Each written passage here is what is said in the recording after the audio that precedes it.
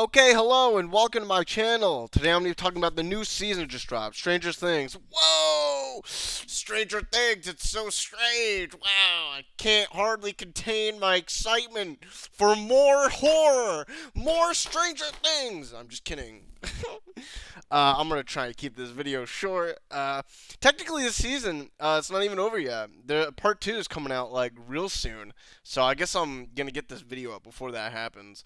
This isn't going to be an overall review. It's just my initial thoughts about part 1, basically. And if you haven't seen it yet, you gotta make some like real time for yourself, alright? Cause holy shit, this is the longest fucking season, and I'm not joking.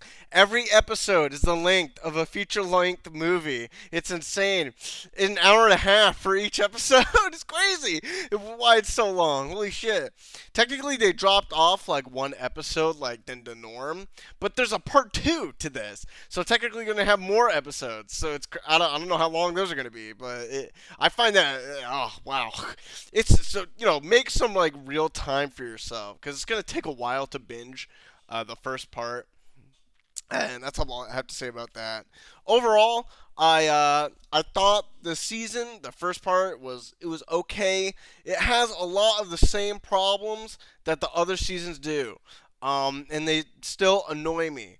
Number one, all the kids are useless except for 11. Listen, if you don't like the investigate, it's basically like Stranger Things like Scooby Doo in a sense, except all the kids are except 11 are Scooby Doo because they're the only ones that like actually investigate or try and figure out what's going on because they're like the normal people and like the good characters, and 11 is just like the literal actual like superhero backup that does everything for them after the fact of they've already found out the mystery. 11 will come in and just murder everything, and I've always hated that part of the show. I like that 11's powers went away, but like during this season, she's trying to get them back, and we find out more things about her backstory. It's fucking oh my god. I'm not even sure I should really talk. I guess I have to. So it's huge spoilers. So if I didn't say it already, huge spoilers for the show. I'll just get this off my chest now. I'm not sure how I feel about the new villain Varric. It seems his connection to the Mind Flayer is tenuous at best. We haven't seen him up until this point. He is a new entity in the show, and I'm sort of upset about it. He's intrinsically connected to 11, and apparently he was a human psychic. Oh my god, that was at the facility that 11 was born in, and was like stunned. His powers were stunted by the doctor. Forget the Papa. Forget his actual name, Papa. And 11 freed him from that. He ended up killing all the kids, and 11 blocked in. 11 stops him. This is my other problem. 11 just like so fucking overpowered. She can defeat this like man who's been a psychic for many decades and is more powerful than her, and she just has like a tantrum and beats him, sends him through a rift. He sends him through the lift that she opens, that from season 1 that we find the Demigorgon. We don't actually see that, but that's where she sends him. That's how he gets there.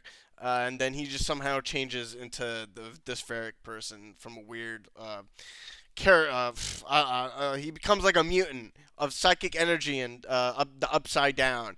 It's kind of crazy. I'm not a fan of this. The time framing is sort of confusing. I'm not because this happened when she was young. Varric killed everyone, and then uh, uh, Ellie 11 God, I'm getting. She destroyed him, sent him through the rift into the upside down.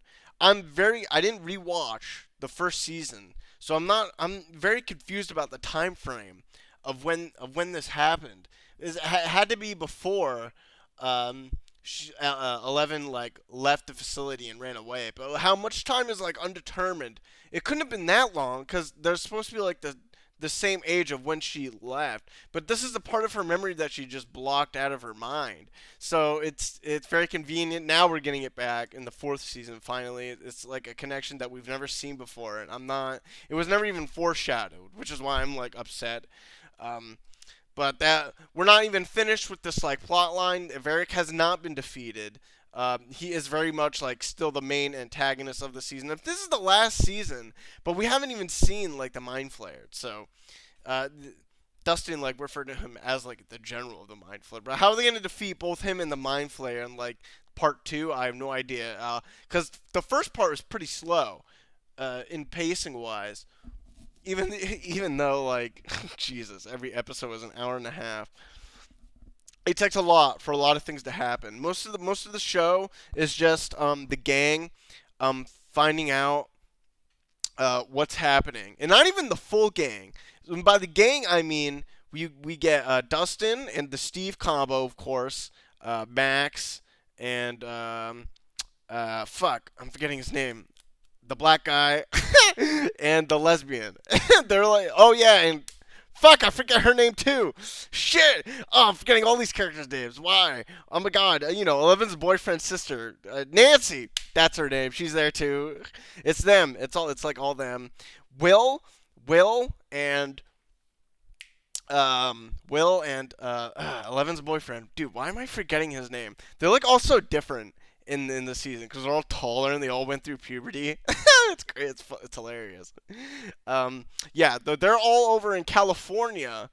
Um, because what's his name? Yeah, Eleven's boyfriend came over to California to meet them because yeah, Eleven and Will are like from season 3. If you don't remember, well, huge spoilers, guys. You gotta watch the show, and they're over there in California doing their thing. He comes over. Bad things happen. Whatever.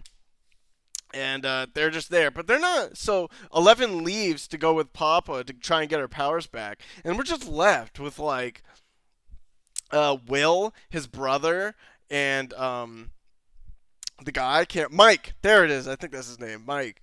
And they're just there doing nothing really. They're running from the government that wants another faction of the government that wants to kill 11. This is what I'm not. The kids are like basically useless because I know whatever the kids find out, it doesn't really matter because either way, 11's gonna fight them at some point. She doesn't really need the help of the gang to beat this enemy.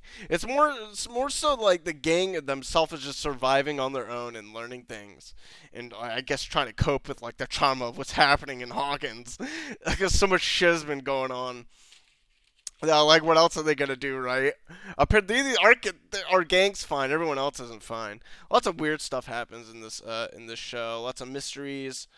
Some of them get answered by the final episode. Oh, also, Hop is alive. We knew that from the trailers. I'm maybe not okay with that. There's a lot of slow like character development stuff happening. Just him trying to escape the Russian prison camp. But Winona Ryder comes to save him with the other guy, the beard guy. Fuck, dude, why can't I remember their names right now? I literally just finished watching it. You know what it is? There's just so much fucking like information to absorb over these episodes. It was so long. My brain must be like fucking fried. Whatever. If you've seen the show, you know who I'm fucking talking about. They go over there, save him. They do. Whatever, it's fine. They fight a Demogorgon. That's cool. It's in the trailers. So if you haven't seen the show, you'll probably know what I'm talking about if you've seen the trailers. Anyway, that happens. It was okay. It was really long. So again, I'm not a fan of like the kids.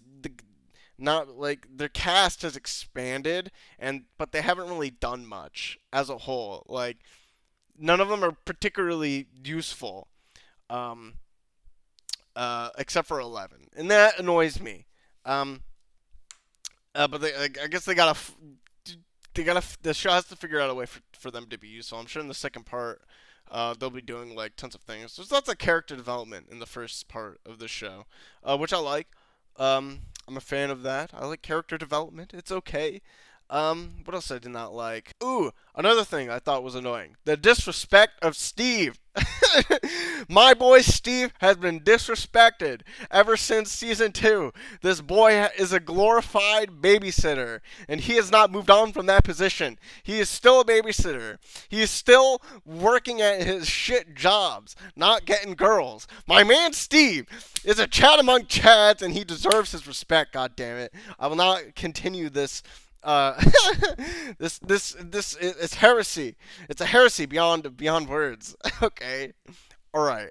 I think my thoughts for this season are maybe a bit jumbled. Again, I don't want to make all this super long video. I'm gonna talk about way in depth once the next part comes out. It should be like real soon, within like the next week or two, I believe. I could be wrong though. I'm excited. As far as I can tell, the first part of the first season was okay. Just some weird things that like going on that upset me. Nothing like, and also the Varric thing. It might be like a weird time plot hole. I'm not sure yet. I have to rewatch the first season before I can confirm that. If it is, that's a big no. That's a big no. Um, yeah, so far it was better than season 2, and maybe a little bit better than season 3, or they're around that same scale. As far as I can tell, I'm gonna really wait to before. I want to wait until the rest of it comes out. I'll grade it like properly because it's not finished yet, so I don't want to grade it improperly. Anyway, okay, that's it. Stranger Things, go watch it. Whatever. If you don't like that sort of stuff, that's fine too. Not a lot of people like horror. But okay, that's it. See ya.